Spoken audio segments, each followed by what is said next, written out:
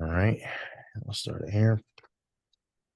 All right, how's it going, guys? Thank y'all so much for tuning into another episode of the Your First Steps podcast. We have another special guest here today. When you're talking about someone that is a content creator, a author, entrepreneur, investor, and a broker, and the list goes on to all the things that he does. Today we have a very special guest, Mr. Larry Brooks. Larry, how you doing today, man? I'm doing amazing, Eli. I can't complain at all. I'm in a field of real estate, right? You can't be anything else but happy and excited about the things that are taking place, regardless of what's going on in the market. In real estate, someone's gonna always be buying, and someone's gonna always be selling.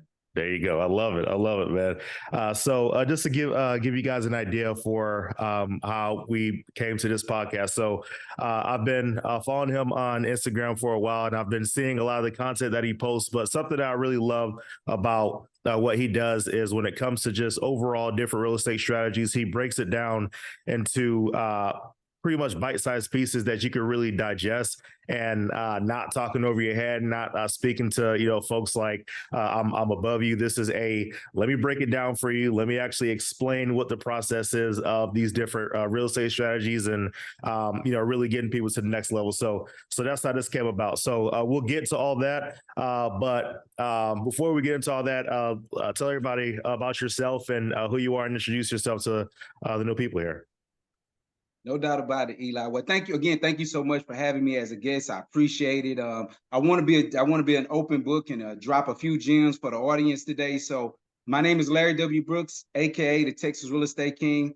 I've been in the real estate industry over 20 plus years. I like to joke with my friends and tell them I've never had a real job because right after graduating college, I went right into the real estate industry, became a licensee. So I'm a real estate broker at this point. 80 agents that are inside of my brokerage firm that I spend my time teaching, coaching, and training the real estate industry to. As you alluded to earlier, I've authored about 4 different books and just really been more of an entrepreneur space and in the real estate space of teaching other people how to grow in their portfolios. I also host a weekly real estate podcast myself called the Prime Real Estate Network. And I'm just excited to be here. So as we go through, I'm pretty sure more things about who I am and how I built to this point will come out. And one of the things I want to most definitely let people know that, again, you can always reach out to me, and I want to most definitely be an open book to you moving forward, too. Gotcha. I love it, man. So thank you about that. Thank you for the intro. So, of course, we're definitely going to talk about the books. We're going to talk about the podcast and the brokerage. But where I like to start off is really get down to your childhood and how you were brought up, because I feel like what I've noticed when it comes to real estate professionals or professionals in other fields, where they started off with is it kind of laid a foundation for where they ended up, and they got introduced to things at certain points of life. So what was it like growing up in the Brooks household, and how did that bring you to where you are today? Yeah, it's funny. I try not to. I don't want to beat up on. I don't want to make it seem like coming from a challenging background is the only way to make it, right?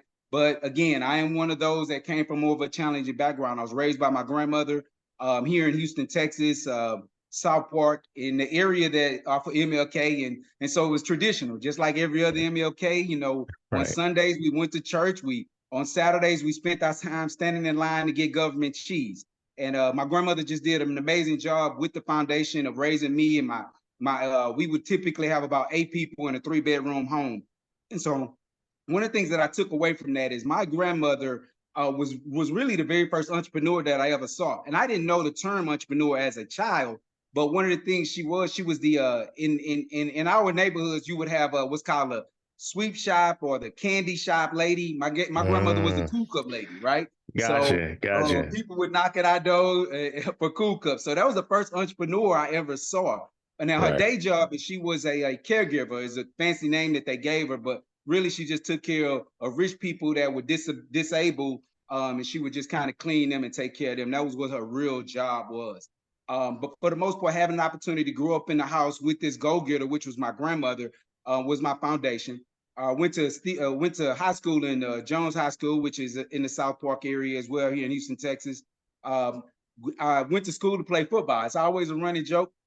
People always say, well, what you went to school for? I went to school to play football. You couldn't tell me that I wasn't going to one day be in the NFL. I was just like every other inner city kid. I'm good at this sport.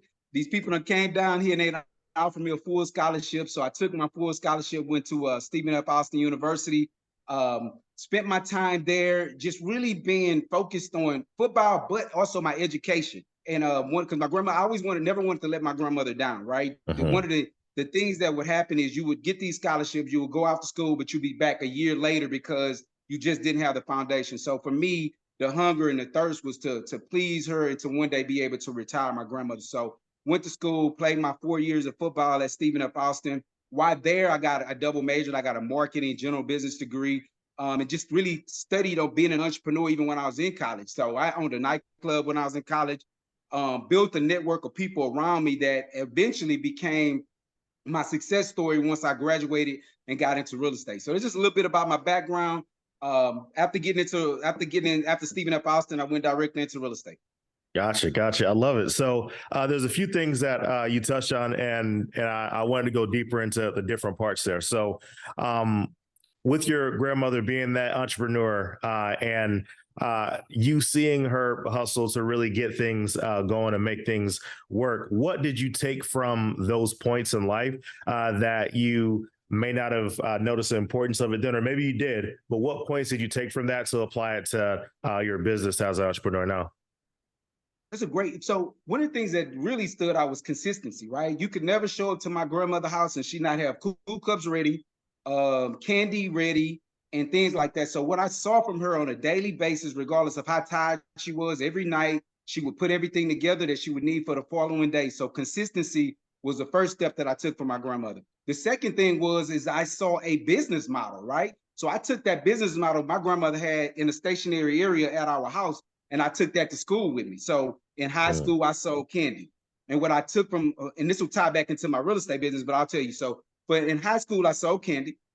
I took the business when I was selling candy, I found out that I wasn't the only person that wanted to make money, right? So I took that business model and I expanded, and I put different kids in different classrooms on different hallways that sold candy for me, right? Right. Took that same model and went to college. While I was in college, I sold candy. It might sound like the craziest thing in the world, but I sold candy. So I eventually grew to where I had different people in different dorms selling candy. They became my grandmother's candy house, or my grandmother's cool cup house, as you would like to say it, right? And then that same business model is what I now do in the real estate industry, right? I came back out and now I duplicate myself around the state of Texas, where I have different people in our three offices selling real estate to benefit the brokerage firm, right? So it kind of ties back together with those nuggets that I learned from my grandmother.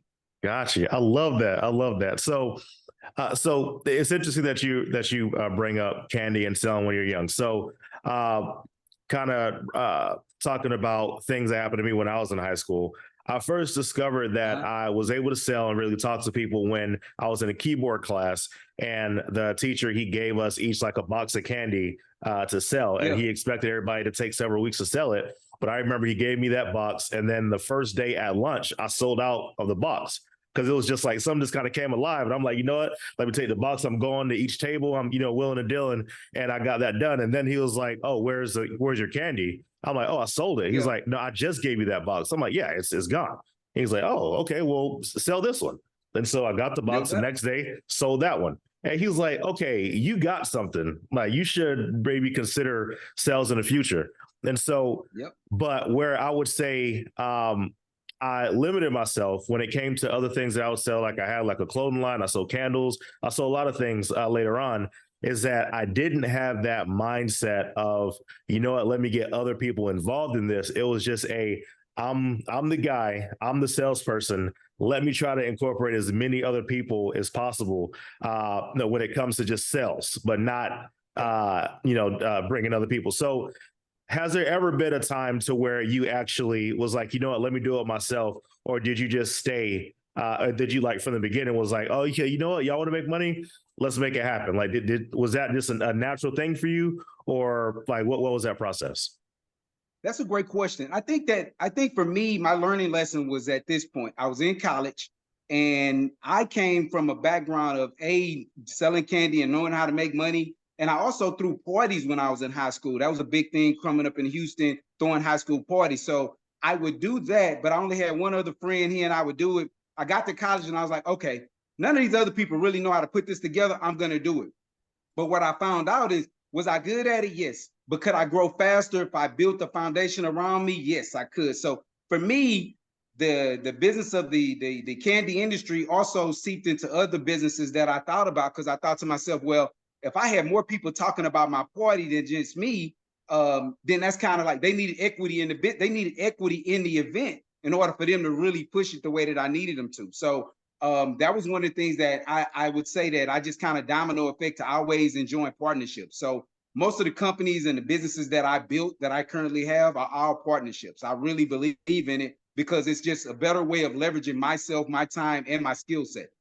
Gotcha. I love it. I love it. So you said you had a degree in marketing and in business. Yes. So what did you take from your degrees? Do you feel like really helped you in your business today? It's so here's what I'll say. I think that the thing that I got mainly when being on the university campus is the network, right? It wasn't really as much about the degrees because honestly, I really don't remember any of the subject matter, right? Mm-hmm. You learn those things as you get out into the field, you become more creative. Maybe in the business degree, you understood a little bit about putting together a business model, putting together a business plan. But again, now you can actually learn those things just out in the public world. But for the most part, it's the networks. One of the things that I walked away with when I left school is I had a database of people that could be my future clients. So when I graduated and got into real estate, this database I uploaded into another source, which was a Constant Contact at the time. I uploaded Mm. that into another source, and then I started to create a newsletter where we went out to all these people. So when people got ready to graduate or got ready to move into the Houston area, then I was one of the first resources that they thought of because I had them put them in this database and I was touching bases with them, calling them, sending them emails and stuff like that. So for me, the best thing I got was the foundation. Then I had a group of soldiers or people that are my classmates from the university that whenever someone said real estate, they thought of Larry Brooks, right? So that's what's the main thing that I got away with, the nurturing of the relationships. So okay, that is genius. Okay, that is so I understand the idea of networking, but the fact that you actually had a database of folks that, especially being in the real estate industry, it's like people need to move somewhere, they need to find rentals, they need to do something. So what sparked that idea for you to one track, the people that you're actually keeping in contact, but the fact that you had like the wherewithal to be like, okay, well, this is valuable information. I'll take their contacts and actually contact. Like what made that connection for you? It's fun. It's trial and error, right? So Mm-hmm. when I was in school, we didn't have social media, and so the way that I built my party following or built the people that would come to our nightclub is I would literally get in my car. I would drive to Wiley College. I would drive to Jarvis College, Texas College, all of Mm. these universities that's 2 to 3 hours away from Stephen F. Austin to pass out flyers. Just these were hand bills that I would have to give people. It wasn't tied into emails as much then, but when I went out and met the people, then I created the database and I'm like, okay, so next time I get ready to throw this party, instead of going to this school, I'm going to contact someone that I built a relationship with, send them the information, have them print it out, then tell them, hey, I'm going to take care of you, your friends when y'all get here. As I built into the fraternity of Kappa Alpha Psi, I built the relationships with my frat brothers on these campuses. So I would send information to them.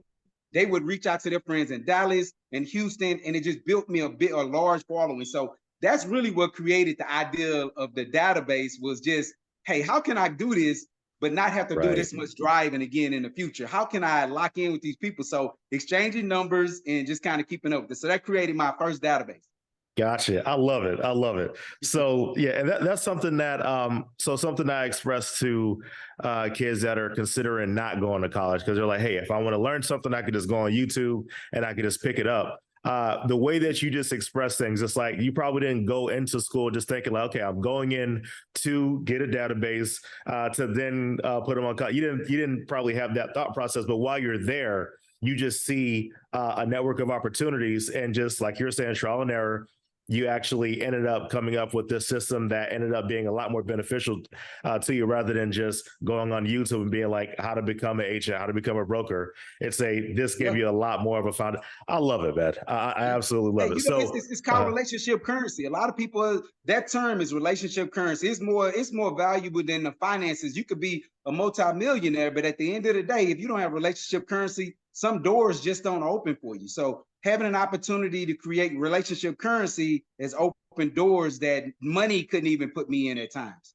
Gotcha. Gotcha. I love it. And so now going into real estate. So what made you choose real estate as a path to go into? And just what really attracted you to that industry? Yeah, I wish I could say that I was a genius and came up with that, but I didn't, right? So one of the things that came from is when I was in college, I had my best friend from high school. His sister was married to a mortgage broker. So when I went home for a summer job, they gave me a job as a process. And so one day while I was in there doing processing work, the mortgage broker was taking some realtors out to lunch. Never heard of real estate and realtors and none of that. Didn't really know what it was. Took them out to lunch, and I seen these guys dressed, these guys and ladies dressed really nice, had very nice cars. They were young. I was like, man, what do y'all like? What do they do? And so finding out that he was massaging a relationship so that he can most definitely get deals from them later. And he told me, they kind of gave me the background on it. Went back to college, and it just wouldn't leave my mind. So ended up getting my mortgage license at that time, because all you could pay $300 and you can have a mortgage license at that point. And I was in Gotcha. college, and so that actually introduced me to what realtors were. And so shortly before I graduated, I watched my best friend. He was a realtor. He was doing very good at it. 22 years old, huge home, very nice automobile. I'm like, well, look, it's just a natural fit. I understand I know what sales look like. I want to be a part of this. I was lucky enough to watch him close a deal. And he was, at the time, he was on the mortgage side and real estate side. And mind you, we 22, 23 years old. He closed a Right. deal in 3 weeks and made $42,000. At this time, no one was making, that's what educators was making. They was making about $38,000 a year. He made in Wow. 3 weeks what people were making in 1 year. And I'm Right. like, okay, I got the plug. We didn't use that term back then, but I got the Right. source of the plug. And Hmm. so just that got me right into real estate. And I've been doing it ever since then. First job, only Wow. real career, right? Gotcha, gotcha. I love it. And so now you've done it to the extent of you've gone through the process, and now you're showing others the way. So you found your success, and you're like, you know what, I need to actually show other people like how I was enlightened in this process. I saw my friend do it, and it got me into it. I found success. Now I want to be that friend to others. So what started that path to starting to show people, and what was your first step when it came to, okay, this is how I'm gonna show this newfound knowledge and skill and opportunity to others? Yeah. I think again, I think a lot of it came from just like me always having the business savviness of wanting to duplicate myself, right? So when I first got into the industry, I've always been an early person. Being an athlete or a football player it was a thing that really built my muscle when it came to being wanting to be consistent, knowing how to be on time, and knowing how not to take no, right? Like knowing how Hmm. to recover when something bad takes place. So one of the things for me was always making sure that I was consistent and not taking no, because I was young when I got into real estate. So the average age of a realtor when I first got into the industry was like 58 years old, Mm. gray hair, like they didn't Hmm. look like me. So Right, at 22 years old, when you're doing door knocks, you got to be consistent because everyone's saying no. And at that right, time, our database was called in the Yellow Pages. For those that don't right. know, that was this thick little book that, you can Google it, right? But we would Right, have to right. literally call the Yellow Pages and make phone calls, see who's looking to buy and sell. So just building up that threshold of understanding no really just meant that they just didn't have enough knowledge or information about myself. And so after I was able to build up a book of business myself, I watched my broker that was holding my license.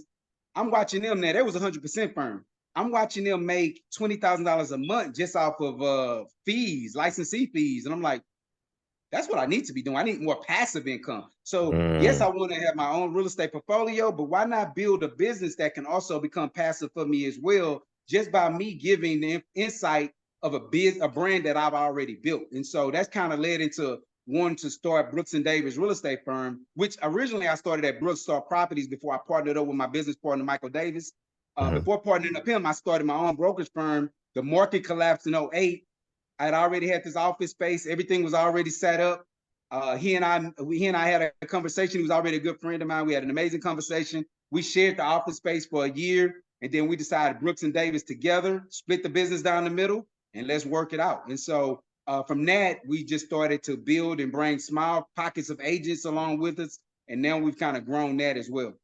Gotcha. So you mentioned something, the licensee fees. So just to kind of, so I'm mainly a wholesaler and I Uh-huh. flip, But when it comes to that structure of like the 100% brokerages, I don't understand that structure. So explain that. Like how can a brokerage make money if they're given 100% of the commission? Like how does that work? Yeah, it's more of a numbers game, right? So you might find, so brokerage firms have tiers. Like my brokerage firm, we have tiers. It goes from 50-50, 70-30 to 100%. When you have a 100% company, the way that you make money is typically it's a monthly fee. So I may say, you know what, you're going to pay me $125 a month for me to hold your license. That's if you do nothing at all, right? So if you get, at this time, that brokerage firm had gotten up to 250 agents. So if I got 250 people paying me that every single month, I'm okay.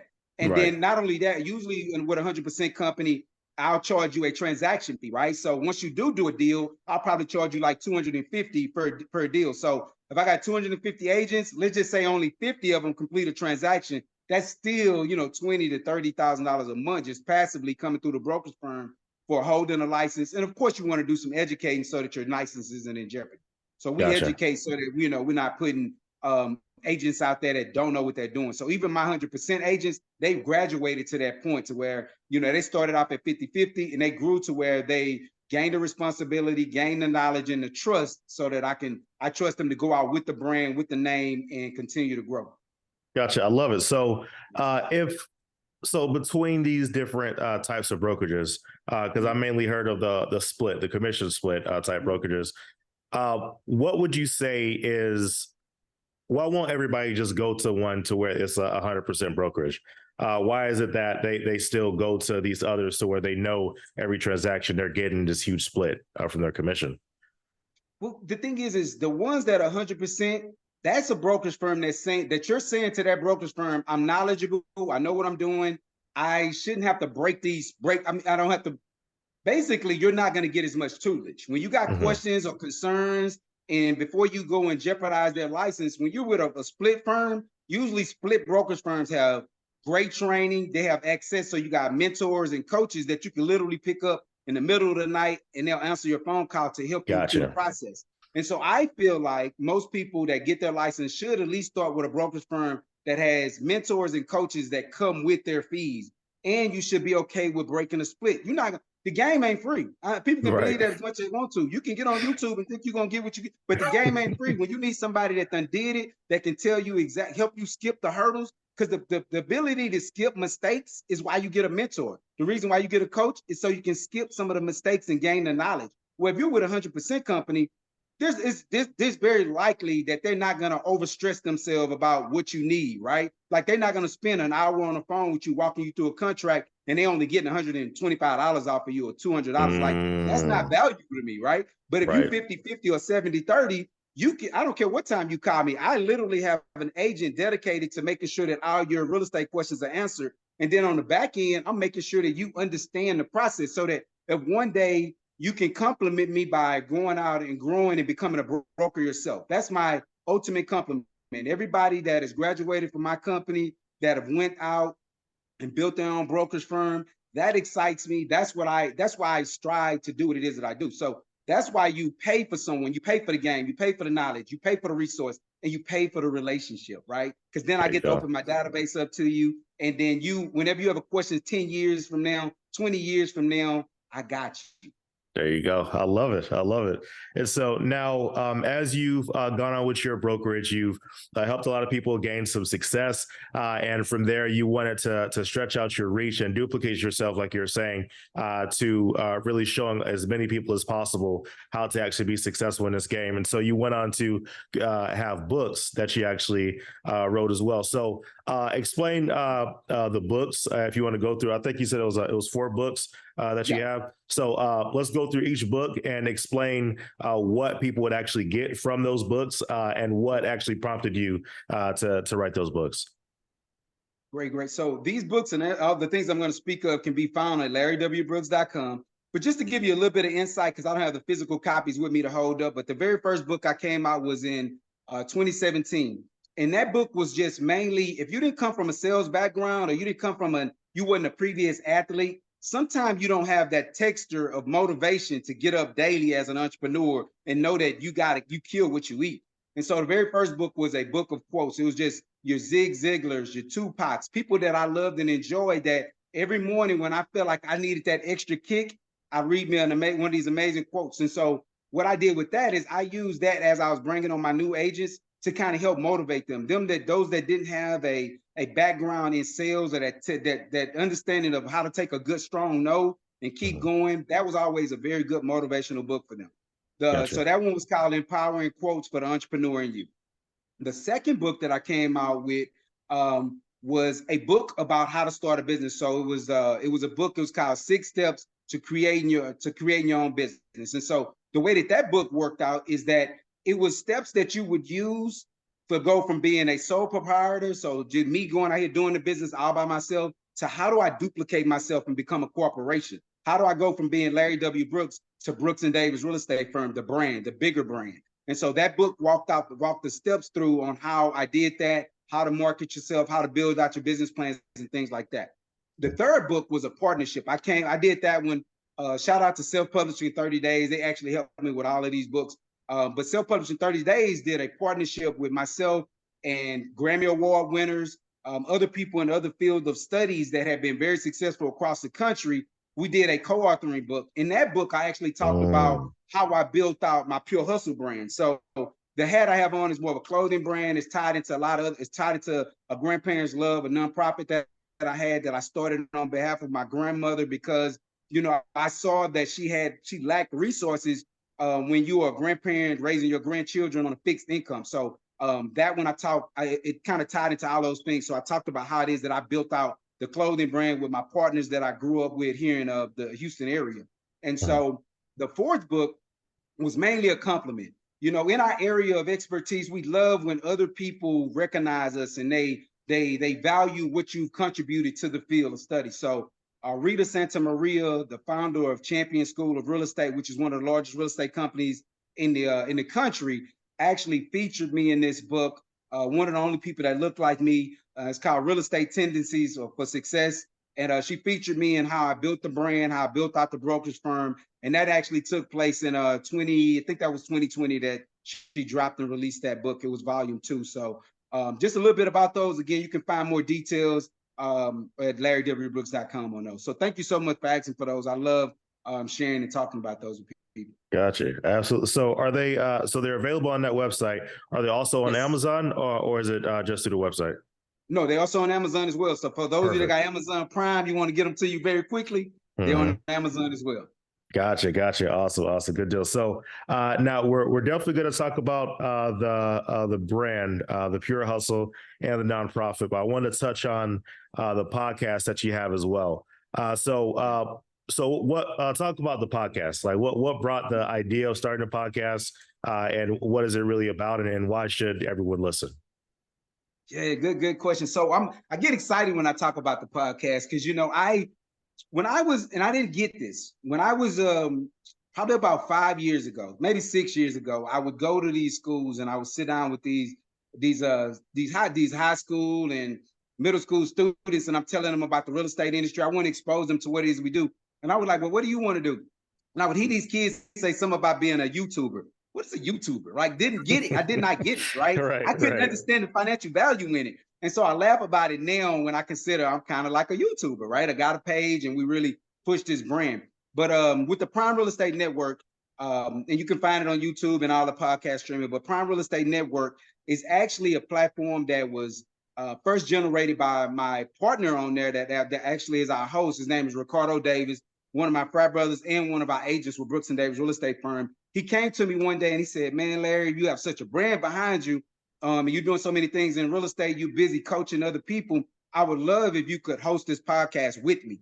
And so it came together. You know, he's the brainchild behind it. But for the most part, we bring on other successful wholesalers, people that have been in the real estate field for years like myself, or people that own other brokerage firms, everything from your Remax to your Keller Williams to just field of entrepreneurs, right? You could be an amazing barber. You could be somebody tied into the beauty industry, fashion. And so it kind of cultivated. We started out where we stayed mainly in the real estate lane, but then the relationships, the clients, it just kind of grew. So we started bringing in tax professionals. And so now the platform has over 209 episodes on it. We film every Nice. Tuesday, and we've just really had an opportunity to have some great people across the country on it. And so if you want to, if you're someone out there and you're always trying to find a way to seek knowledge, or what we like to call relationship currency and the cheat code to getting somewhere quicker and faster and successful in your business, it's a great platform, a great area of leaderships that come on there that you can tie into. So thank you so much for asking Gotcha. about that. I Yeah. love it. I love it. Good deal. So now the Pure Hustle.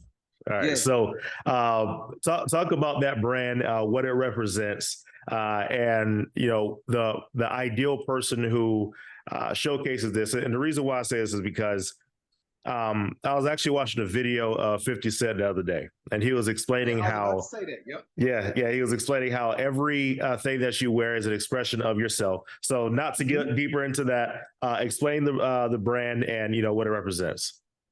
Well, I definitely concur with what 50 Cent said. It makes so much sense. Matter of fact, I recently read his book, or maybe about 2 years ago, his book where it says, I think it's Hustle something. I can't think it's Smart Hustling, I think is what it's called. But it was just before that, this was a brainchild that this came from. Me and a buddy of mine, I was getting ready to catch a flight, and he said, "Man, you always hustling." And he said, "It's just so pure nowadays." The thing is hustle was a negative connotation for many years of our life. Whenever somebody thought about hustle, they always thought about you taking advantage of people and putting people in compromising situations. Well, we've changed that. We've brought a purity to hustle. We're not grinding, right? We're not getting to a point to where we're tiring ourselves out, or when you're grinding ourselves down. We're hustling. We're continuing to build. We're continuing to brand ourselves. We're continuing to strengthen the family and the people around us. So the pure hustle came from that. It was like a branch of all of the industries that I was a part of. Because at that time, I was building out the Grandparents Love. I had a lot of speaking engagements,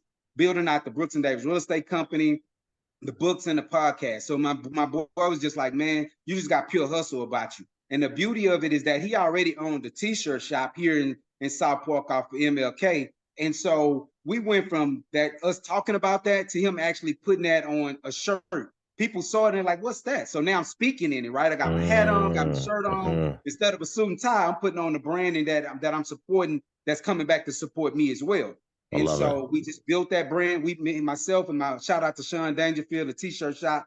He actually helped build out that business model, and now we're partners as we grow that brand. Yeah, so Gotcha. that's kind of where the Pure Hustle clothing brand, sweats, anything you think of, we got that on it. But that's where that came from. Gotcha. And where can they find that brand if they wanted to make any purchases? Can you hear me? You can go to on that one. You can go to shoplwb.com. So shoplwb.com. You'll see everything that we offer. Please feel free to hit an order. If some of you have any questions, just send me an email and we can work it out. But because we also do custom designs as well. So you may have some amazing kicks. Yeah, you may have some kicks that you like and you want to kind of color coordinate. That's something that we do with it as well. Gotcha. I love it. And so now the nonprofit that you all started. So when did this nonprofit start? And just talk about that so we could know a little bit more about it. Yeah, so the nonprofit, I think finished it up in about 2018 is when we got everything going forward. And it was always a brainchild of mine, right? When you're being raised by your grandmother, you really, as a grandparent, they're on a fixed income. Every month their money is going to look the same. And so what the challenges that I saw with my grandmother was in Texas, when the heat goes to 100, 200 to 100 and 110, now you got to make a decision. Do you pay this $400 light bill because you're trying to run your AC, or do you feed the kids, right? And so that was a jeopardy, or the things that I saw my grandmother would have to stress over: pay the $200, $300 light bill, or continue to buy groceries. And so Grandparents Love, we step in the gap for that, right? If there's grandparents that find themselves in situations where they can't cover some of their bills, we step in the gap in order to do that.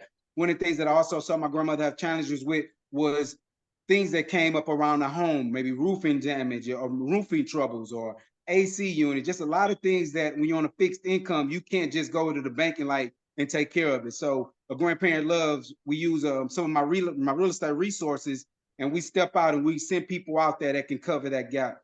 And more recently, we had a grandparent that, their refrigerator went out. Their refrigerator went out in the middle of the night, and you need your refrigerator. And if you don't have the resources to go and buy a $300, $400 refrigerator, you need someone to step in the gap. So a grandparent love come, we step in the gap in order to do that. And it is a 501c3. So anybody that wants to, donate to that's where those resources and monies go to. And that's grandparentslove.org.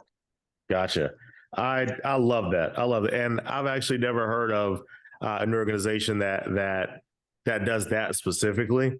And what's special about it is I've actually heard somebody express this before because they hang around a lot of elderly people and they just go and visit them a lot. They're saying how a lot of times the elderly people just feel like they've been forgotten.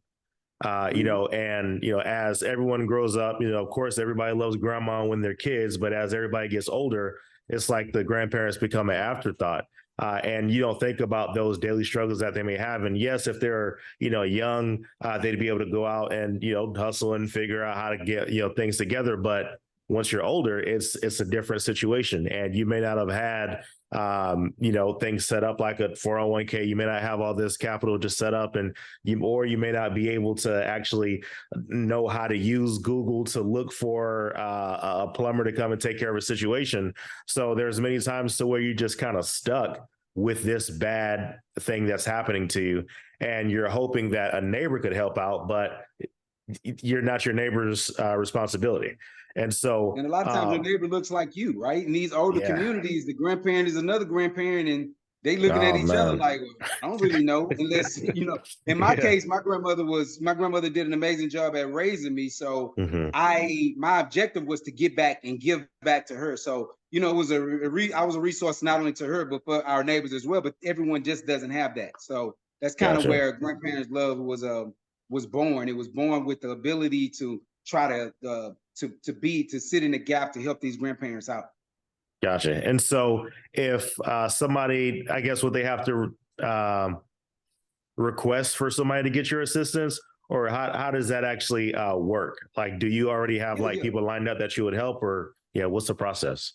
Well, we really are trying to create a community. So we want it to be something more where not only do the grandparents have access to us, but even have access to other grandparents where they can share knowledge. Maybe it's something that's going on with a student and that student is 7 years old. Whereas a grandparent, what do I do with a 7-year-old that, may not want to go to school? Or what do I do with a 10-year-old that may be having trouble reading? And so we're trying to create a community. Currently on our website, you can go in, and if you need assistance, you can request assistance. The emails typically come to myself or my assistant, and we're able to get back with people. So that's where it is. But one of the things that we're looking to do here in the second quarter of 2023 is really try to build out a group where we're not only the only resource, but as we can get my partners that come in and go out and help, get them to be inside of this resource group, but mainly have grandparents where they can kind of share dialogue about what they may be challenging with their 16-year-old, right? Like those things what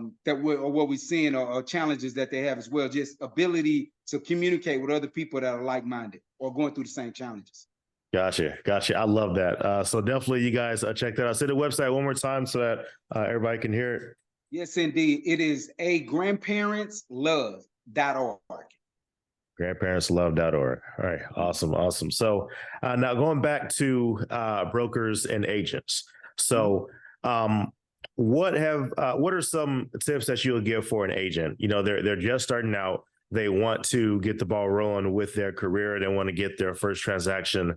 What are some of the first things that you teach someone to get rolling? Like, and I know you give them the book to start, but what are like some of those coaching sessions like? Yeah. So, the thing is I try to embed in them consistency, right? I try to embed consistency and faith. And those are the things that in this real estate business or in any area of this real estate business is going to carry you a long way. And so when I say consistency, I'm like, listen, every day you've got to do these steps that I'm giving you. And so for me, lead generating is number one. You can never get away from lead generating. It's going to be the first thing that you need to do when your business first gets started. It's going to be the last thing when you're a multimillionaire in this industry that you're going to need to keep your business going. It's going to be lead generating. So, and the one thing that comes with lead generating is you got to have faith, because your first 45 days, first 30 to 45 days, you may not even get a response. You may not even know that you're building this avalanche that's one day going to take off, and you'll never have to look for business again, other than being consistent with your relationship currency, right? And Right. so the first thing I do is I want them to, we're going to figure out what we already got in our database. I don't care if you come from Arkansas and you just moved to Texas, I can help you find a deal within that database that you already have. So one thing I'm going to do is, first thing I'm going to tell you that you have to have consistency.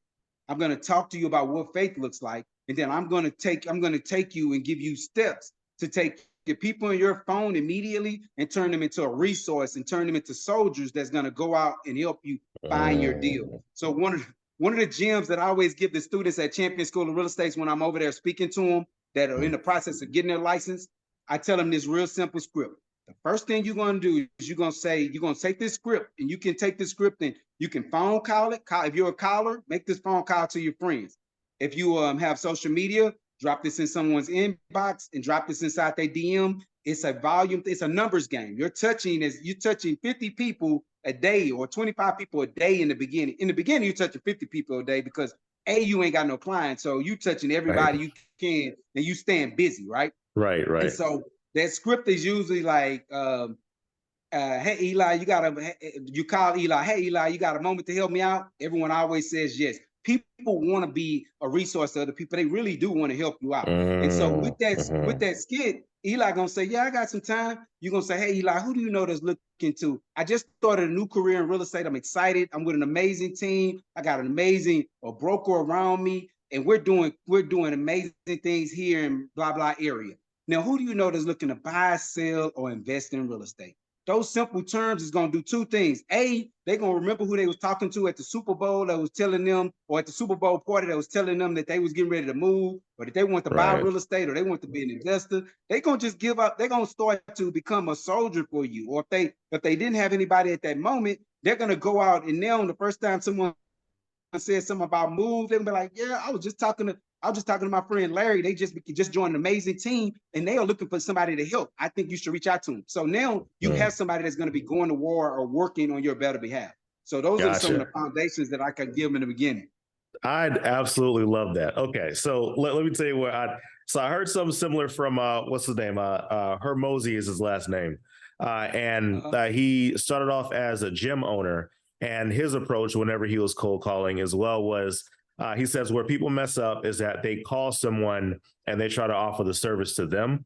And he says whenever you offer the service to them, then you come off as a salesperson, and they're like, I don't want to buy whatever you're selling.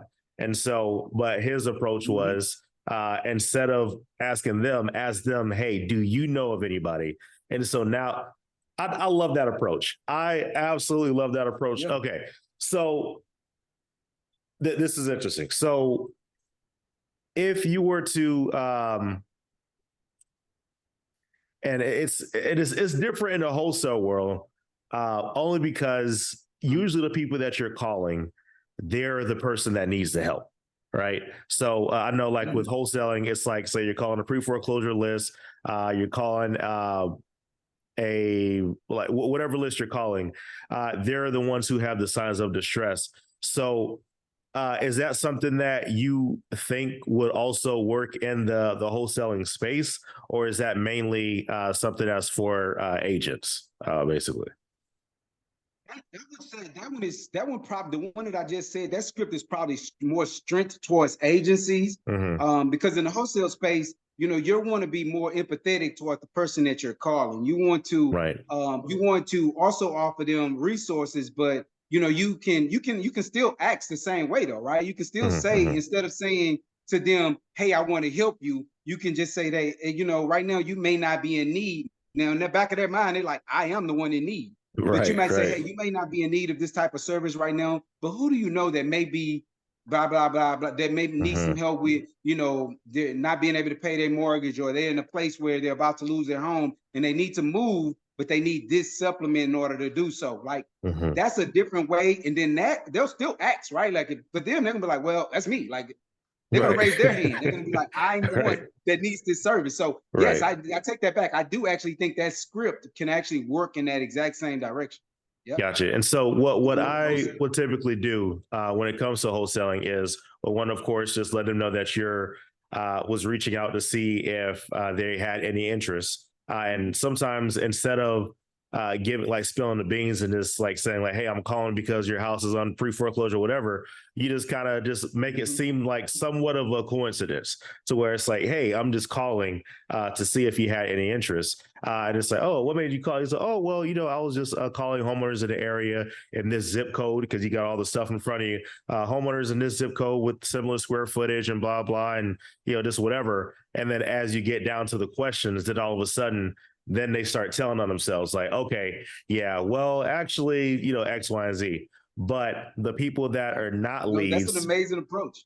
Mm-hmm. Yeah, and the people that are not leads, I end off with what you're saying, which is, okay, well, I understand that you're not looking to sell, but if you do know anyone, then I hit them with we do good referrals for any deal that closes. But just make sure that I know that it came from you, so that way I can give you a referral. We give referrals up to $1,000 or whatever it is, and I'll do that approach with.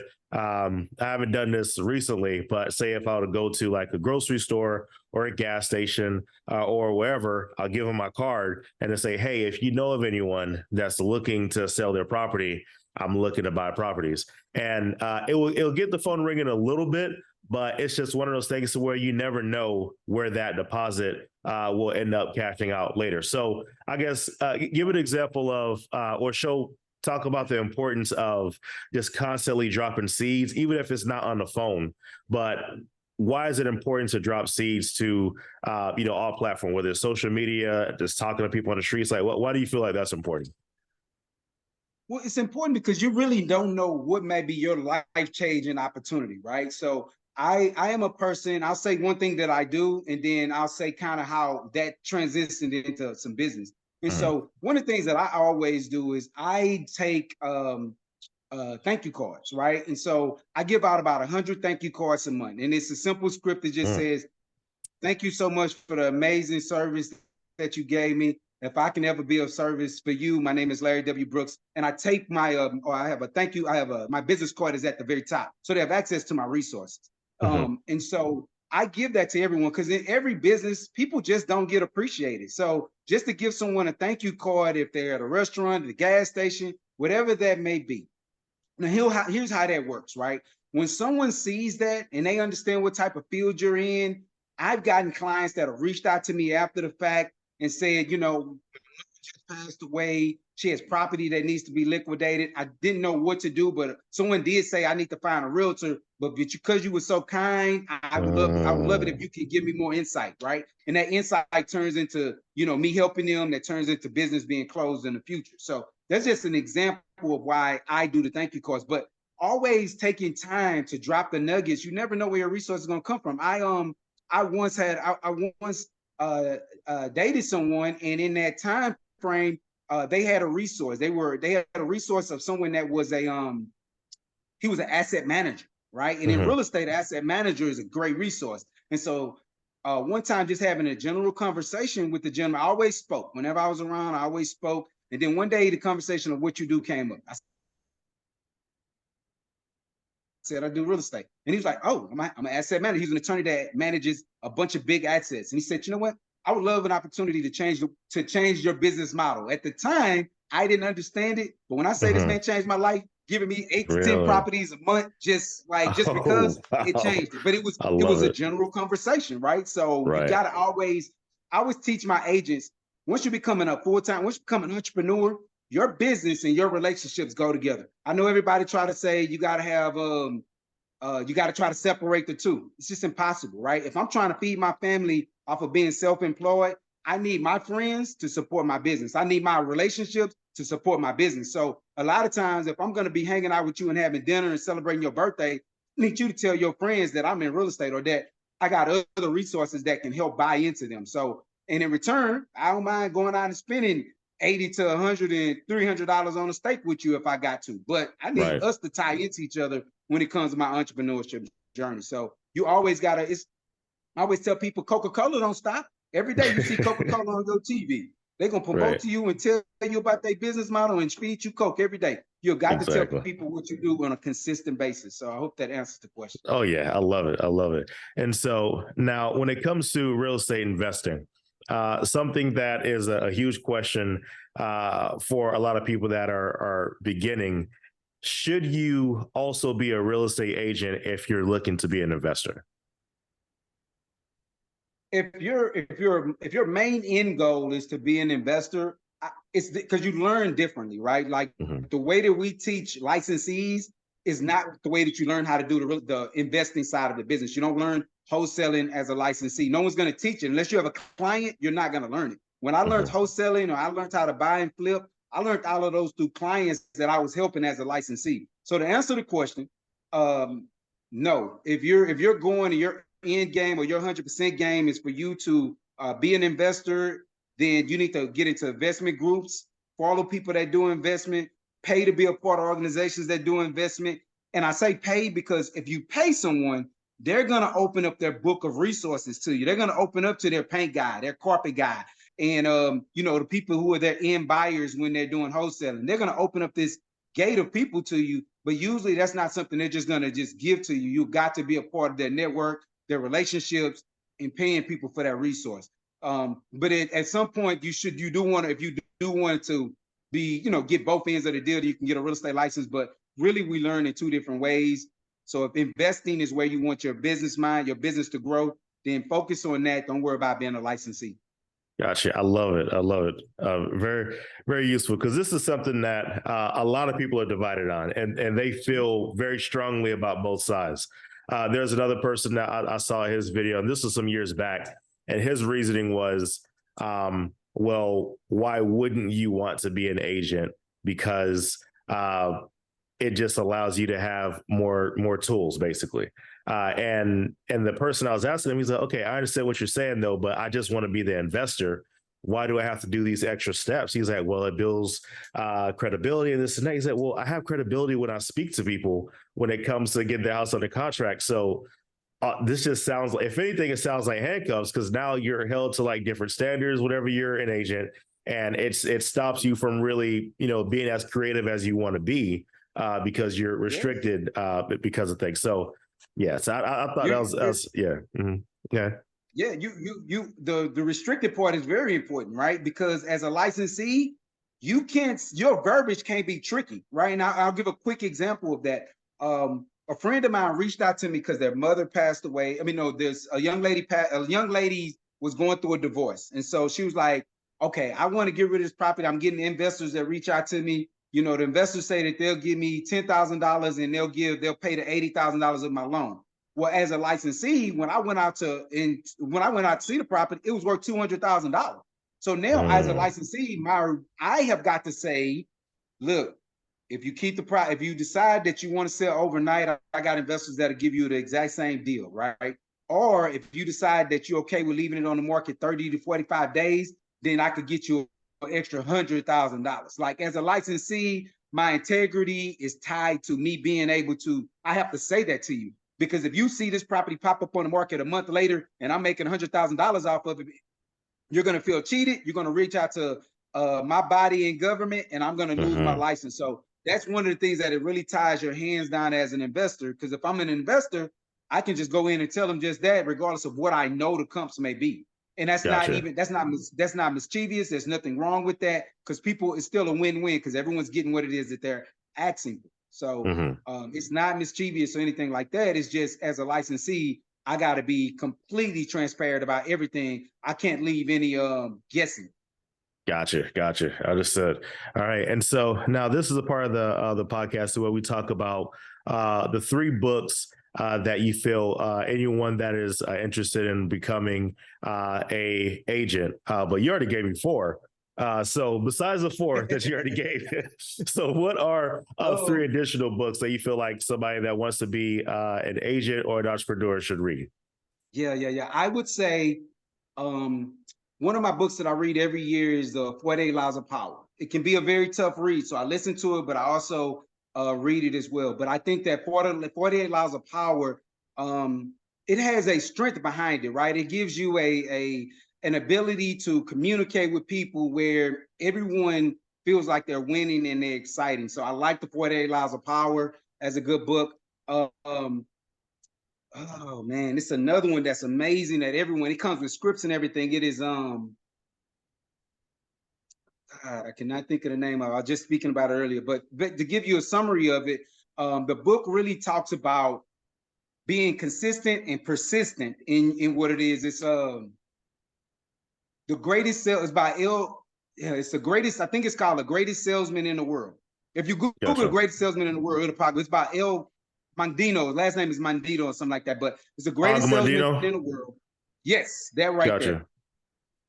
So that is a good one. And the only reason I said the one reason why that one is amazing, it has a great storyline, but bigger than that, the last few chapters of it gives you scripts that if you practice these scripts, these 30-day scripts, these 30-day scripts that they give you, in your sales business is going to take off because it helps you build Teflon when it comes to consistency and how to be transparent and honest with yourself. So those are two books. One other book I would probably say is I do believe in You Want Your Money to Go Out and Work for You. I cannot think of the name of this book. It's another book Richest that's Man in tied to Babylon. that book right there. That's Gotcha. the one I'm thinking of, right? You want to be able to get this monies, and then you want to be able to send and deploy this money to go out and bring back more money. So that's actually how you're going to get to wealth quicker. You can make a lot of money, but if you sell it more than it is, if you're spending more than you are bringing in, it's just never going to make sense. You can be a multimillionaire making $40,000 a year if your debt is only $3,000 a year, right? Like so, understand how to take your money and put it in places where you can grow for you. One of the things that I'm always passionate about is I'm a passive investor at this point in my career. So when people are building out amazing projects, I'm planting my seed money in there and I just want my return off of it. So those are the things that you want your monies to do. You want to go out and work for you so you can become financially free. Gotcha. Gotcha. I love it. All right. So now in this section, we have the lightning round. So with Okay. this is a few questions that are a bit random. Some of them are a little more serious. Some of them make you think a little bit. Some of them are a little goofy. But the idea is to kind of just whatever is going on in your mind, just say it, and then we'll make it work. All right. So first question. All right. If you could do only, well, if you had to do only one type of real estate transaction for the rest of your life, what would it be and why? And when I say type of real estate, I mean whether it's wholesaling, new construction, or you're the seller's agent, you're the buyer's agent, you're buying or flipping land, like whatever it is, one type of transaction, what would it be and why?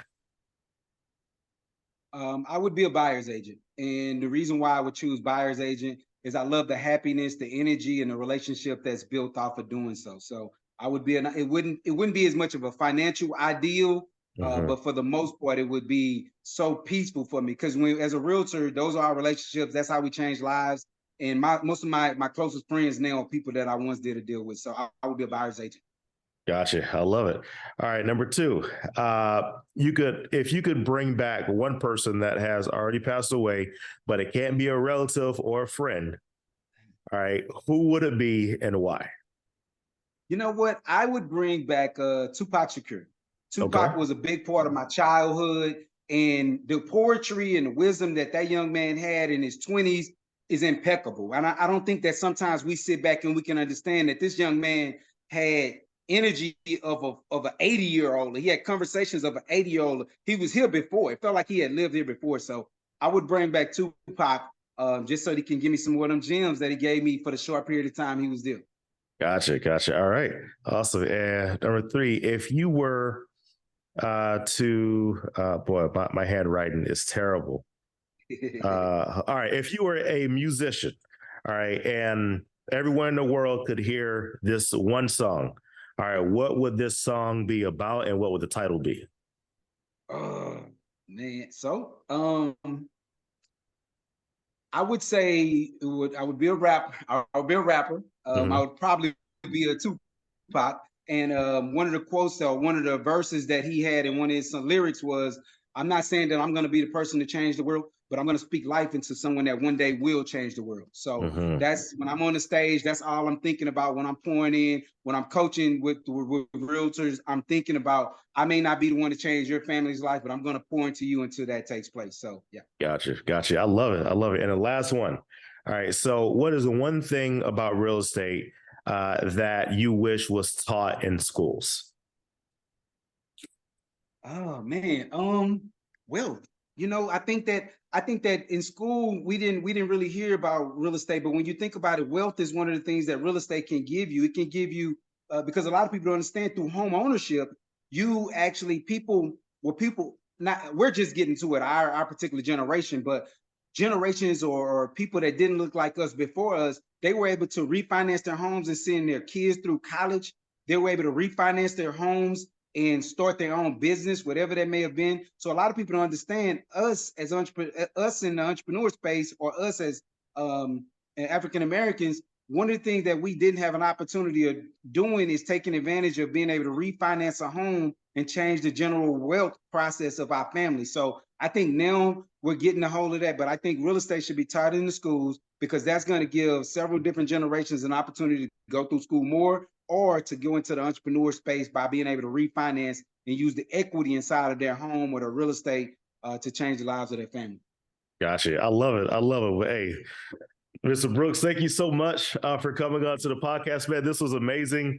I can't wait for everybody to really take a listen to all the gems that you drop. And You. for the folks that want to follow you and want to really get a lot more of the wisdom that you're dropping, where can they actually find you and get some of your information? No doubt about it. Hey, thank you so much, Eli. Again, I appreciate it, man. I'm so passionate about what it is that we discussed tonight. And I can't even think, even sitting on my own podcast, the last time I was this excited and I had so many amazing questions. So thank you so much Awesome. from my Thank heart you. for Appreciate it. that. For those of you that want to follow me, Instagram is my favorite platform. So you can go to Texas Real Estate King on Instagram. And also LarryWBrooks.com. It'll give you an open book of who I am. So thank you Gotcha. again so much, Eli. All right, absolutely. Thank y'all so much. And again, make sure you guys follow Mr. Brooks, and he will be an amazing wealth of knowledge for you guys. And I can't wait to see y'all on the next episode. So thank y'all so much. All right, go ahead, stop recording.